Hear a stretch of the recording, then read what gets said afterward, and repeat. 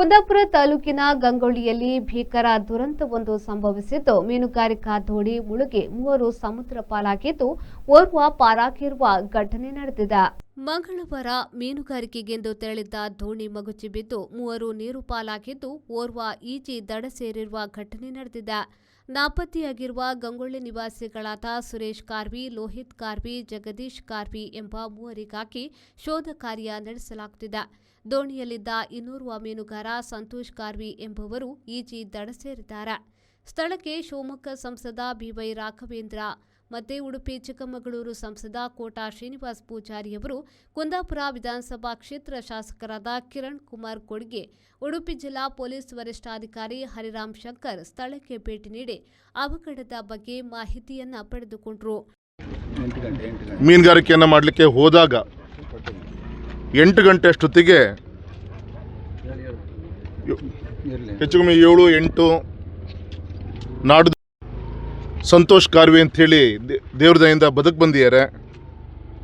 ಇನ್ನು ಉಳಿದಂಥ 3 ಜನ ಮೀನುಗಾರರು, ಜಗದೀಶ್ ಇರ್ಬೋದು, ಸುರೇಶ್ ಸಿಪಾಯಿ ಅವರಿರ್ಬೋದು, ಲೋಹಿತ್ ಕಾರ್ವಿ, 3 ಜನರ ಒಂದು ದೇಹ ನಾಪತ್ತೆ ಆಗಿದೆ. ಈಗಿನವರು ಕೂಡ ಸಿಕ್ಕಿಲ್ಲ. ಇದರಲ್ಲಿ ಒಬ್ಬರು ಕುಟುಂಬಸ್ಥರು. ಈ ರೀತಿಯಂಥ ಒಂದು ದುರ್ಘಟನೆ ಬೆಳಗ್ಗೆ ನಡೆದಿದೆ.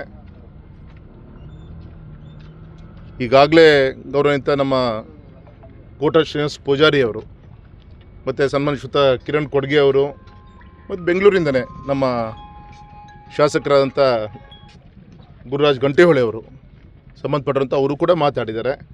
ನಾನು ಕೂಡ ಜಿಲ್ಲಾ ಮಂತ್ರಿಗಳಲ್ಲಿ ವಿನಂತಿ ಮಾಡ್ಕೊತೀನಿ, ಸರ್ಕಾರಕ್ಕೆ ವಿನಂತಿಯನ್ನು ಮಾಡ್ಕೊತೀನಿ. ಒಂದು ಪರಿಹಾರ ಇದು ಒಂದು ಕಡೆಗೆ ಆಯಿತು. ಇನ್ನೊಂದು ಕಡೆಗೆ ದೇಹ ಆದರೂ ಕೂಡ ಸಿಗಬೇಕು. ಆ ದಿಕ್ಕಲ್ಲಿ ಈಗ ಆಲ್ರೆಡಿ ನಮ್ಮ ಗೌರವಂತ SP ಅವರು ಇರ್ಬೋದು, ರಕ್ಷಣಾಧಿಕಾರಿಗಳು, ಇತರೆ ಪೋರ್ಟ್ ಆ್ಯಂಡ್ ಫಿಶರಿ ಇದಕ್ಕೆ ಸಂಬಂಧಪಟ್ಟಂಥ ಅಧಿಕಾರಿಗಳು ಎಲ್ಲರೂ ಕೂಡ ಬಂದಿದ್ದಾರೆ. ಹುಡುಕುವಂಥ ಕಾರ್ಯ ಡ್ರೋನ್ ಮುಖಾಂತರ ಎಲ್ಲ ಮಾಡ್ತಾಯಿದ್ದಾರೆ. ನಾಳೆ ಒಂದಿನ ಮಧ್ಯಾಹ್ನದವರೆಗೂ ಪ್ರಯತ್ನ ಮಾಡಿ ಆಮೇಲಾದರೂ ಕೂಡ ಒಂದು ವಿಶೇಷವಾದಂಥ ಕೋಸ್ಟಲ್ ಹೆಲಿಕಾಪ್ಟರ್ನ ತಂದು ಸರ್ಚ್ ಮಾಡುವಂಥ ಪ್ರಯತ್ನನ ಆದಷ್ಟು ಬೇಗ ಮಾಡಬೇಕಾಗತ್ತೆ. ಇಲ್ಲಾಂದರೆ ಬೇರೆ ಬೇರೆ ಕ್ರಿಮಿಕೀಟಗಳು ತಿಂದು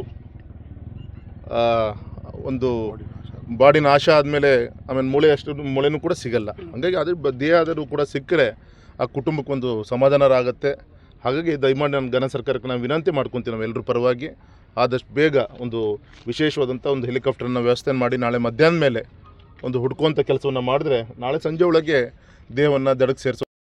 ಮತ್ತು ಸ್ಕೀ ಬೋಟ್ ಅಂತ ಸಿಗುತ್ತೆ, ಸಡನ್ನಾಗಿ ಜಸ್ಕಿ ಅಂತ ನಾವೇನು ಹೇಳ್ತೀವಿ, ಆ ಬೋಟ್ ಮುಖಾಂತರ ಬೇಗ. ಯಾಕೆಂದರೆ ನೋಡಿ, ಮುಳುಗಬೇಕಾದಾಗ ಪಾಪ ದೋಣಿ ಹಿಡ್ಕೊಂಡು ನಿಂತ್ಕೊಂಡಿದ್ದಾನೆ, ಅಂದರೆ ತೇಲಾಡ್ತಿದ್ದಾನೆ. ಏನಾದ್ರು ಮಾಡಿ 15 ನಿಮಿಷ ವೆಯ್ಟ್ ಮಾಡಿದ್ದಾನೆ. ಇನ್ನೊಬ್ಬಂಗೆ ಈಜು ಬರಲ್ಲ, ಅವ್ನು ಗಟ್ಟೆ ಸೊಂಟ ಹಿಡ್ಕೊಂಡಿದ್ದಾನೆ. ಎಲ್ಲರೂ ಹೇಳ್ಕೊಂಡು ಹೋದಂಗೆ ಆಯ್ತು. ಈಗ ಅಟ್ಲೀಸ್ಟ್ ಆ ಒಂದು ಫ್ಯೂ ಮಿನಿಟ್ಸಲ್ಲಿ ಆ ಥರ ಮೋಟ್ರ್ ಬೈಕ್ಗಳು ಇದ್ದರೆ, ವಾಟರ್ ಬೈಕ್ಗಳು ಇದ್ದರೆ ತುಂಬ ಅನುಕೂಲ ಆಗುತ್ತೆ. ಹಾಗಾಗಿ ಈ ಥರ ನಾವು ಇವತ್ತು ಇಂಥ 21ನೇ ಶತಮಾನದಲ್ಲಿದ್ದೀವಿ. ಈ ಥರಗೆ ಇಂಪ್ಲಿಮೆಂಟ್ಸು ಈ ಥರ ಏನೇನು ಬೇಕು ಅದು ಪ್ರೊವೈಡ್ ಮಾಡುವಂಥ ಕೆಲಸ ಸರ್ಕಾರ ಮಾಡಬೇಕು ಅಂತ ಹೇಳಿ ನಿಸಂದ ವಿನಂತಿಯನ್ನು ಕೂಡ ಮಾಡ್ತೀವಿ. 3 ಜನ ಬಿದ್ದಿದ್ದರೆ ಕರೆಂಟ್ ಮಿನಿಮಮ್ 24 ಗಂಟೆ ಬೇಕು ನಮ್ಮ ಆದರೆ ಕೆಲವರು ನಾಳೆ ಬೆಳಿಗ್ಗೆ ಮಾತಾಡಿ ಆ ಬಾಡಿ ಹುಡುಕುವ ಮನೆಯವ್ರಿಗೆ ಡ್ರೋನ್ ಇದೆ. ಉಂಟು ಅದನ್ನು. ಎಲ್ರಿಗೂ ನಮಸ್ಕಾರ. ನಾನು ನಿಮ್ಮ ಪ್ರೀತಿಯ ಈಶ್ವರ ಮಲ್ಪೆ. ಸ್ನೇಹಿತರೆ, ನಮ್ಮ ಗಂಗೊಳ್ಳಿ ಭಾಗದಲ್ಲಿ ಇವತ್ತೊಂದು ತುಂಬ ದುಃಖ ಮಡುಗುಗೊಟ್ಟಿದೆ. ಯಾಕೆಂದರೆ ದುಡ್ಲಿಕ್ಕೆ ಹೋದ ಟ್ರಾಲ್ ದೋಣಿಯ 4 ಜನರಲ್ಲಿ 3 ಜನ ಮರಣಪಟ್ಟಿದ್ದಾರೆ. ಅದು ತುಂಬ ದುಃಖ ಸಂಗತಿ. ಯಾಕೆಂದರೆ ಇವತ್ತು ಒಬ್ಬ ಸಂತೋಷ್ ಎನ್ನುವರು ಸ್ಥಳೀಯ ದೋಣಿಯವರು ಕರೆದು ಎತ್ತಿ ಬಚಾವಾಗಿದ್ದಾರೆ. ಆದರೆ 3 ಜನ ಮನೆಯಲ್ಲಿ ಇವತ್ತು ಶೋಕ, ದುಃಖ ಆವರಿಸಿಬಿಟ್ಟಿದೆ. ಏನಂದರೆ ಆ 3 ದೇಹಗಳ ಹುಡುಕಾಟಕ್ಕೆ ಸಹ ನಾವು, ನಮ್ಮ ತಂಡ ಆಗಲಿ, ದಿನೇಶ್ ಕಾರ್ಯ ತಂಡ ಆಗಲಿ ಮತ್ತು ನಮ್ಮೊಟ್ಟಿಗಿದ್ದ ಎಲ್ಲರೂ ಸ್ಥಳೀಯರೆಲ್ಲ ಸೇರಿ ಇವತ್ತು ಆ ಜಾಗಕ್ಕೆ ಹುಡುಕಾಡಿದಾಗ ದೇಹ ಸಿಕ್ಕಿಲ್ಲ, ದೇಹ ಮೇಲೆ ಬರಲಿಲ್ಲ. ಆದರೆ ಆ ದೋಣಿ ಅಲ್ಲೇ ಕಲ್ಲಿಗೆ ಬಡಿದು ಚೂರಾಗಿದೆ. ನಾವು ಇವತ್ತು ನಮ್ಮ MP ಅವರಾದ ರಾಘವೇಂದ್ರ ಸರ್ ಅವರು ಬಂದಿದ್ದಾರೆ, ಕೋಟಾ ಶ್ರೀನಿವಾಸ್ ಪೂಜಾರಿ ಬಂದಿದ್ದಾರೆ, ಕಿರಣ್ ಕೊಡ್ಗೆ ಅವರೆಲ್ಲ ಬಂದು ನಮಗೆ ಅಭಯ ಇಟ್ಟಿದ್ದಾರೆ. ಏನಂದರೆ ಏನು ಇಲ್ಲಿ ದೇಹ ಸಿಗದಿದ್ದರೂ ಸಹ ಹೆಲಿಕಾಪ್ಟರನ್ನು ತರಿಸಿ ಆದರೂ ಸಹ ನಾವು ಹುಡುಕಾಡುವ ಒಂದು ಪ್ರಯತ್ನವನ್ನು ಮಾಡ್ತೇವೆ ಖಂಡಿತವಾಗಿಯೂ. ಅದಕ್ಕೆ ನಾವೆಲ್ಲರೂ ಹೇಳೋದಿಷ್ಟೇ, ನಾಳೆ ಆದಷ್ಟು ಬೇಗ ಆ ದೇಹ ಇಲ್ಲಿ ಮೇಲೆ ಬರಲಿ. ಎಲ್ಲರೂ ಗ್ರಾಮದಲ್ಲಿ ಪ್ರಾರ್ಥನೆ ಮಾಡ್ಕೊಳ್ಳಿ. ಎಲ್ಲ ಸಮಸ್ತ ಜನತೆಯ ಒಂದು ಆಶೀರ್ವಾದದೊಂದಿಗೆ ಆ 3 ಮನೆಯವರಿಗೆ ದುಃಖ ಸಹಿಸಿಕೊಳ್ಳುವ ಶಕ್ತಿ ಆ ದೇವರು ಕೊಡಲಿ. ಆದಷ್ಟು ಬೇಗ ನಾಳೆ ಆ ದೇಹ ಇದೇ ಪರಿಸರದಲ್ಲಿ ಮೇಲೆ ಸಿಗಲಿ ಅಂತ ನಾವೆಲ್ಲರೂ ಸಹ ಪ್ರಾರ್ಥನೆ ಮಾಡ್ತಿದ್ದೇವೆ. ಹಾಗೂ ಎಲ್ಲ ಸ್ನೇಹಿತರಿಗೂ ನಾವೊಂದು ಹೇಳಲಿಕ್ಕೆ ಇಷ್ಟಪಡ್ತೇನೆ. ನಾನೊಬ್ಬ ಮೀನುಗಾರ. ನಾನು ಸಹ ಒಂದು 30 ವರ್ಷದಿಂದ ಮೀನುಗಾರಿಕೆಯಿಂದ ಇದ್ದವನು.